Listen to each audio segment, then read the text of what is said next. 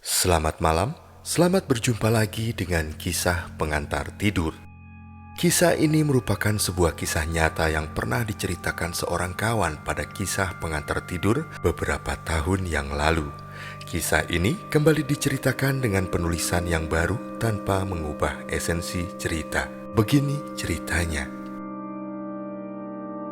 Semula, keluarga kami adalah keluarga yang bahagia. Aku adalah anak pertama dengan 2 orang adik. Kesemuanya adalah perempuan. Ayahku memiliki sebuah toko yang menjual bahan bangunan dan cukup terkenal di kota kecil tempat kami tinggal. Sedangkan mamaku hanya seorang ibu rumah tangga biasa yang aktif di kegiatan-kegiatan sosial di rumah ibadah dekat tempat tinggalku. Mengenai keluarga besar dari keluarga mama dan papaku, aku tak begitu mengenal mereka. Sempat ketika aku berusia sekitar 6 tahun, memang ada yang datang dan mereka terlibat pertengkaran yang cukup keras. Dan dari situlah aku baru mengetahui jika pernikahan papa dan mamaku tak pernah direstui oleh kedua belah pihak orang tua mereka. Dan sejak itu papa dan mama juga tak pernah mengajakku untuk menemui mereka. Kehidupan keluarga kami terbilang baik-baik saja dan sangat berbahagia. Seringkali di akhir pekan, papa dan mama mengajakku dan adik-adikku berwisata dan menginap di suatu tempat, entah itu di dekat pantai atau dekat sebuah pegunungan. Tapi semua itu ternyata hanya sementara. Ketika suatu malam, rumah kami digedor orang tak dikenal. Papa dan mama menemui mereka, dan aku hanya bisa mengintip dari balik pintu kamarku sambil menenangkan kedua adikku. Yang kudengar, papa memiliki hutang cukup banyak dan orang-orang itu datang untuk menagihnya. Keesokan paginya, mama terkejut karena papa telah pergi membawa semua pakaiannya. Mama menangis sejadi-jadinya sebab tak tahu apa lagi yang harus dilakukannya. Dan sejak itu, aku tak pernah melihat dan bertemu lagi dengan papaku hingga hari ini. Toko bangunan milik keluarga kami pun kemudian disita, dan kami harus segera keluar dari rumah yang kami tempati. Mama kemudian membawa kami ke sebuah rumah kontrakan yang tak begitu besar. Semuanya tak berhenti sampai di situ. Nenek dan kakekku dari pihak papa pun datang, dan sangat khawatir melihat keadaan keluarga kami. Mereka kemudian membawa kedua adikku pergi. Meski mama sekuat tenaga menghalangi, tapi kakek dan nenekku tak peduli dan tetap membawa kedua adikku. Semua peristiwa itu terjadi ketika aku berada di kelas 6 SD, tepat sehari menjelang ujian kelulusanku. Selepas semua kejadian itu, mama jadi berubah drastis. Mama mengemas semua barang yang berkaitan dengan agama yang diyakininya, dan sepertinya membakarnya di belakang rumah kontrakanku. Sejak itu pula, seringkali di malam hari aku berada di rumah sendirian. Selalu ada yang menjemput mama setiap harinya. Kadang terdiri dari 3 atau 4 wanita dan pria. Mama baru kembali di keesokan paginya. Bahkan tak jarang berhari-hari mama tak pulang. Dan jika aku bertanya kemana mama pergi, mama pasti hanya menjawab mencari uang untuk masa depanku. Dan memang ketika aku berada di kelas 2 SMP, kehidupanku bisa mulai membaik. Mama bisa membeli sebuah rumah yang cukup besar dan membuka sebuah toko kelontong yang terbilang cukup ramai. Adik-adikku pun bisa dibawa kembali ke rumah oleh mama.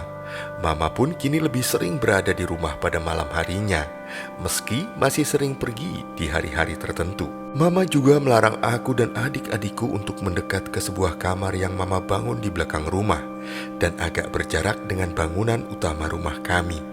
Entah apa maksud mama ketika itu. Aku dan adik-adikku hanya menuruti segala perintah mama. Beberapa tahun berselang, usaha yang dijalankan mama semakin berkembang. Tak lagi toko kelontong, kini toko mama telah berubah menjadi agen besar di kota kami. Tak hanya itu, mama juga membeli beberapa kendaraan untuk disewakan di sebuah pertambangan pasir. Seiring banyaknya kemajuan itu, adikku yang bungsu mendadak sakit cukup parah. Tak ada satupun makanan yang bisa masuk ke tubuhnya, dan matanya terus membelalak seolah ketakutan pada sesuatu. Dan hal itu terjadi selama 1 minggu. Mama seolah tak begitu khawatir pada kondisi adikku. Padahal beberapa kali aku menyarankan untuk membawa adikku tersebut ke rumah sakit.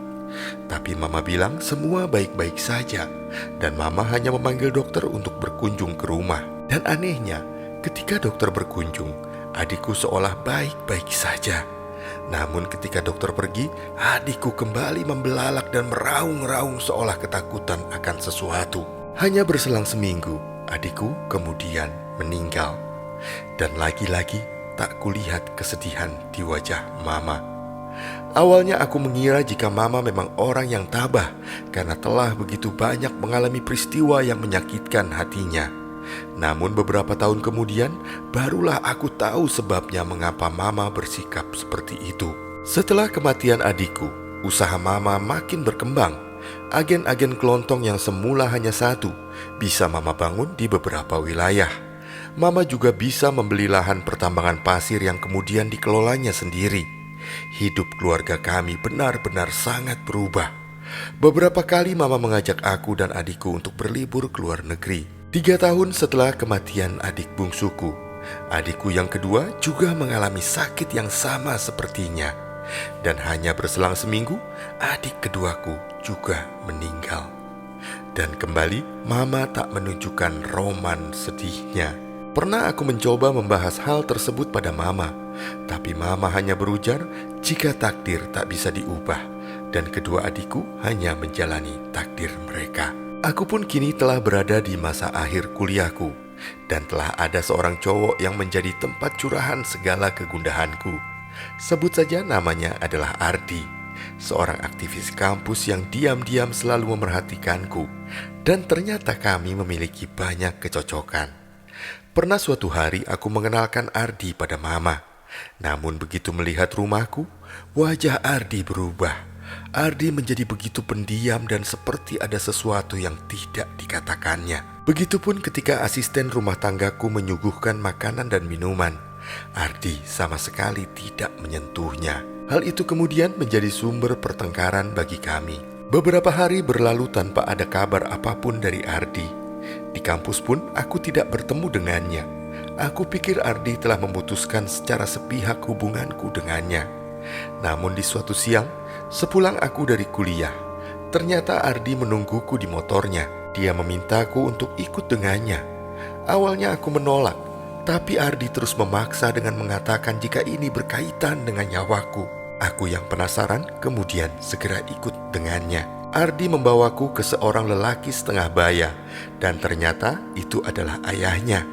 Ardi kemudian menceritakan alasan mengapa dia tak mau menyentuh makanan dan minuman di rumahku. Rumah kamu itu sarang iblis. Aku terhenyak mendengarnya. Ayah Ardi menjelaskan jika Ardi telah menceritakan semuanya, dan Ardi tak ingin aku menjadi korban selanjutnya. Korban? Korban apa? Dalam batinku bertanya. Ayah Ardi kembali bertanya, apakah aku memiliki adik atau kakak yang baru meninggal dalam beberapa tahun terakhir? Aku mengiyakan dan menceritakan sakit yang diderita oleh adikku. Ardi langsung menatapku dan berkata bahwa aku harus segera keluar dari rumah itu. Aku tak mengerti apa maksud kata-kata Ardi. Ayah Ardi mengatakan, jika kemungkinan besar mamaku menjalin perjanjian dengan iblis yang mendatangkan kekayaan, pesugihan dalam bahasa umumnya. Aku pun shock mendengarnya. Aku pun buru-buru pamit dari rumah Ardi. Ardi mencegahku seperti ada yang masih ingin dibicarakan, tapi aku menolaknya. Sakit rasanya hatiku mendengar mamaku dituduh melakukan hal yang di luar nalar. Mama keras berjuang untuk kebaikan hidupku dan adik-adikku, tapi malah dituduh seperti itu. Jelas aku tak bisa menerimanya. Sepanjang jalan pulang, aku menangis.